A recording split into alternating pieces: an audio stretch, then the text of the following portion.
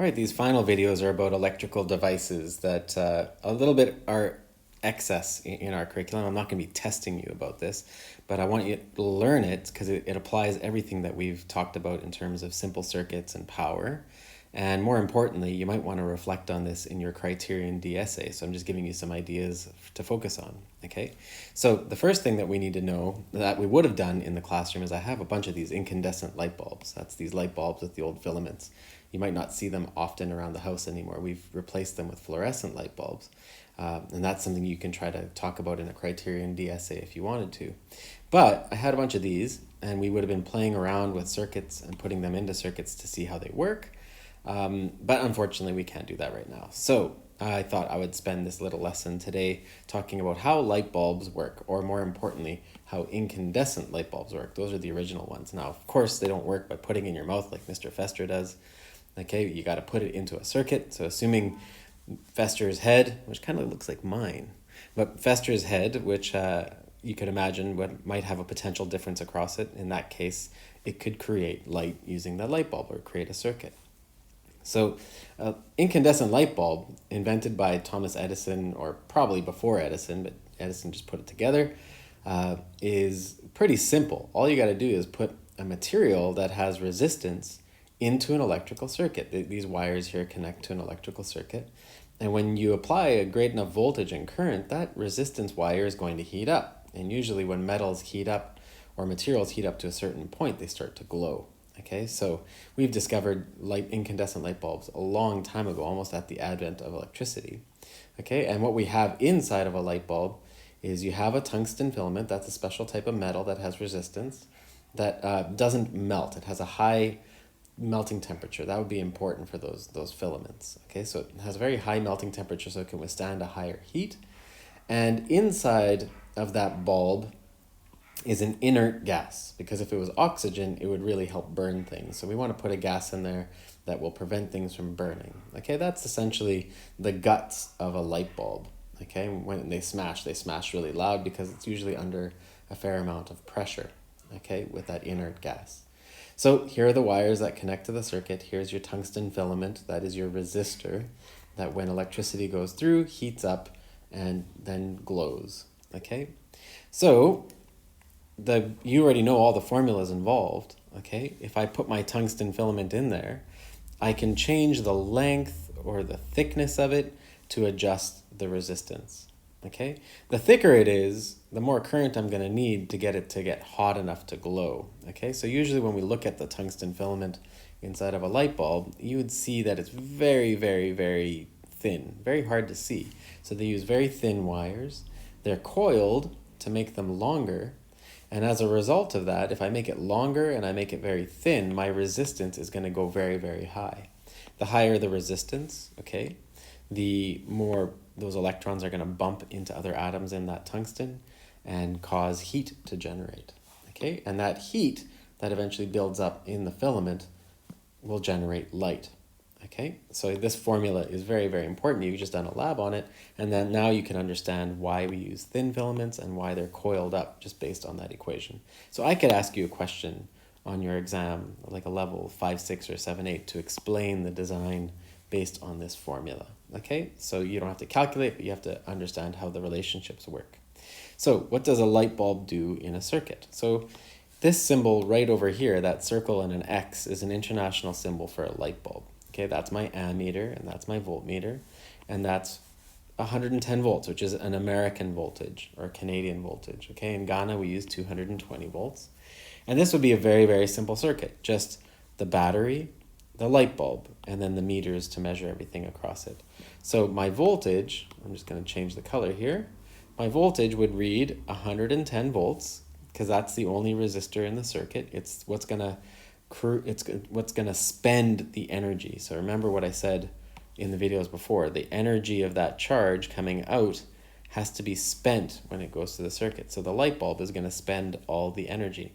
So it'll be 110 volts, okay? And the current will be a value depending on the resistance of the light bulb, okay? So remember with Ohm's law, V equals IR, okay? If I have 110 volts and my resistance in that light bulb, let's say, is 200 ohms. Okay, I picked a pretty poor number to work with. So in that case, what would happen is the current running through that light bulb would be 110 volts divided by 200 ohms, which is going to be equal to around 0.5 5 amps, hopefully. I don't know, I'm doing that in my head, I might be wrong. Okay, so that would be the current flowing through that light bulb, and I could probably guarantee that that might not be a very powerful light bulb. What do I mean by power? Okay, so a powerful light bulb, we measure the power by current times voltage. I showed you that in the last video. So what would the power of that light bulb be? The power of that light bulb would then be 0.55 amps times 110 volts. Okay, well, I might be wrong. It could be a decent light bulb. The power would then be, oh my goodness, pick some really bad numbers. Bad time to not be having a calculator around me. Okay, so I would say then the power of that would be roughly around 60 amperes. Okay, roughly. All right, not 60 amperes. Oh my goodness, 60 watts. Okay, and what that means is that the power of the light bulb would be 60 joules per second. Okay, that's assuming that all the energy going through that light bulb was going into light energy. Okay, so what I showed you here when we're looking at a light bulb in a circuit, and if you're wanting to talk about this for criterion D, is I showed you already three equations that that light bulb uses. Ohm's law, the power equation, and this resistance equation when we're designing the filament. Okay, we have to design the length of the wire and the thickness of the wire to create a resistance, 200 ohms, that would limit the current such that the power of the light bulb would be 60 watts. Okay, that's the simplest explanation of what's happening in there. Okay, so all light bulbs have power ratings. When you go to the store, you'll see light bulbs that are 100 watts, 60 watts. The greater the watts, the greater the energy per second that light bulb is using up. The more energy per second, probably the brighter that light bulb is going to be. So if I'm using a 100 watt light bulb, you'll notice that it's a lot brighter than a 60 watt light bulb. Many of the light bulbs in your home, the smaller ones, are around 25 watts, okay? Because they're more energy efficient, all right? A 100 watt light bulb is nice and bright, but it's going to spend a lot of energy. You might not need that much light. So the world is worried right now about how much energy we're using. So we're trying to minimize the amount of watts. Notice that could be a good idea for a criterion D. So when I take a look at a light bulb and I turn the box to the back, it would have a power rating. It would say that this light bulb is 60 watts when 220 volts is applied to it. Okay, that would be a light bulb in Ghana. So what does that mean? What can we learn from that? Well, that means that there's 60 joules of energy being spent by that light bulb per second. All right, so if I had that light on for 1 hour, I would be able to calculate just how much energy my light bulb will use. We'll do a practice calculation later on. But another thing I can see here is it tells me that if I'm an electrician and I'm putting that into a circuit, I have to understand that this power rating is telling me the optimal settings. Okay, it's the optimal settings for that light bulb. If I go beyond 60 watts, if I have too high of a current, okay, so remember, power is equal to current times voltage. So if I have a very high current and 220 volts, I'm going to generate a very large power, lots of joules per second going through that resistor. What's going to happen is that light bulb will burn out because it has too much heat going through it, okay? So the optimal settings for this light bulb when it says 60 watts is it has to have 60 joules of energy going per second. Any more than that, it'll probably burn the light bulb out. So what does that mean? That means that we have to understand the current that is going to flow through that light bulb using this equation. Okay, so I'll be able to calculate the current by taking 60 watts is equal to the current times 220 volts, 60 watts divided by 220 volts. Uh-oh, I don't have my calculator, but I wonder if you guys can calculate. I'm just going to estimate 60 over 22, 60 over 240 would be like a fourth, right? So then I would say it's around 0.28 amps or so. I could be wrong, 0.27, 0.28 amps is my current, okay?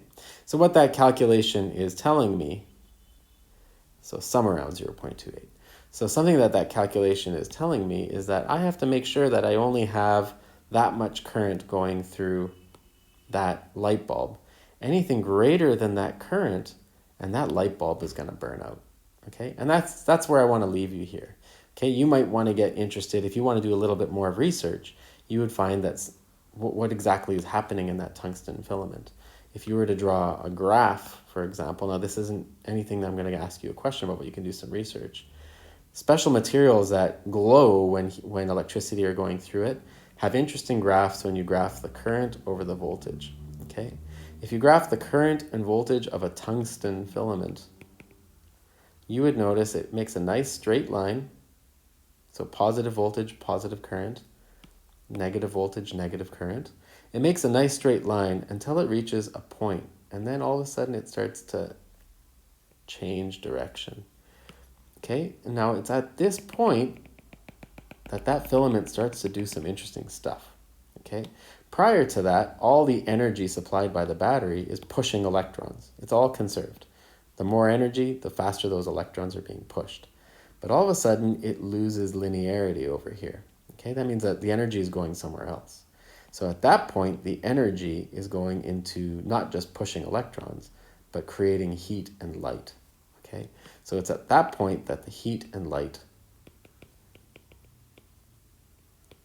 is created. Okay, and so people who that are involved in creating light bulbs, like at General Electric, will play with a bunch of materials to find different materials that would change the voltage and change where that graph starts to create light and heat. And hopefully we can create light at smaller voltages or smaller currents, and then that would be an interesting material to explore. Okay, so if you want to do this for your criterion D, you might want to research this IV curve. Okay, the characteristic between current and voltage for a certain material. What kind of materials are we using now in light bulbs? Okay, and you'll find out that modern day light bulbs don't use tungsten anymore because they're not energy efficient. We start to use things called LED light bulbs or fluorescent light bulbs. Okay, and so that would be a really good criterion D reflection to look at.